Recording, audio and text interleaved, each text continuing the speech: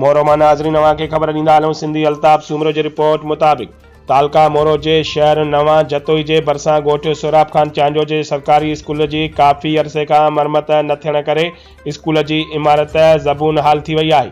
इमारत जे छित मां पढ़ाईअ दौरान केतिरा ई भेरा चापड़ किरंदा रहनि था, जंहिं करे उस्ताद ऐं ॿारड़ा ज़ख़्मी थींदा रहनि था। स्कूल जी इमारत मां चापड़ किरण सबबि मासूम ॻोल्हनि जहिड़नि ॿारनि में ख़ौफ़ वारी सूरत हाल आहे ऐं उन्हनि जी तइलीम सख़्तु मुतासिर थी रही आहे। उन खां अलावा स्कूल जी चौदीवारी बि किरी पई आहे ऐं जानवर स्कूल में गंद करे वञनि था।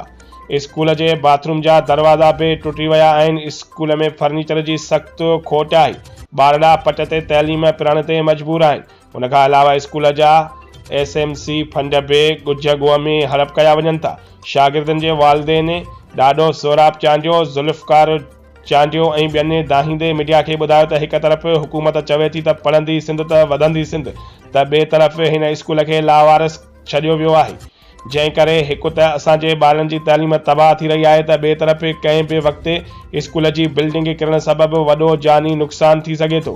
ॿारनि जे वालिदेन तइलीम खाते जे वज़ीर सेक्रेटरी तइलीम सिंध ऐं चूंडियल नुमाइंदनि खां मुतालबो कयो आहे त ॻोठु सोराब ख़ान चांजो जे सरकारी अस्पताल जी मरमत कराए ॿारनि जी तइलीम खे तबाह थियण खां बचायो वञे। हिते कहिड़ी कहिड़ी सहूलियत न आहे साईं। स्कूल सोराब ख़ान चांजो जी छितूं ॿितूं भॼियूं पियूं आहिनि, ॿाहिरां दीवारूं ॾिसी सघो था, घणे टाइम खां वठी टुटी पियूं आहिनि। हिते का फैसिलिटी कान्हे। उस्ताद अचनि था हिकिड़े चकर त उस्ताद जे मथां इहो ॾिठा अथव चापूं किरी था पवनि। नंढा नंढा ॿार, का सहूलियत कान्हे, न को हिन जो को कमु थो थिए। तव्हां ॾिसो था त हीअ छित किरण थी आहे। जी साईं, तव्हां जीअं ॾिसो था इहो असांजो स्कूल आहे सोराब ख़ान चांजो, जंहिंमें न को पखो आहे न का प्लेट आहे। शागिर्द माशाल्लाह गंज आहिनि, 80-70 शागिर्द आहिनि।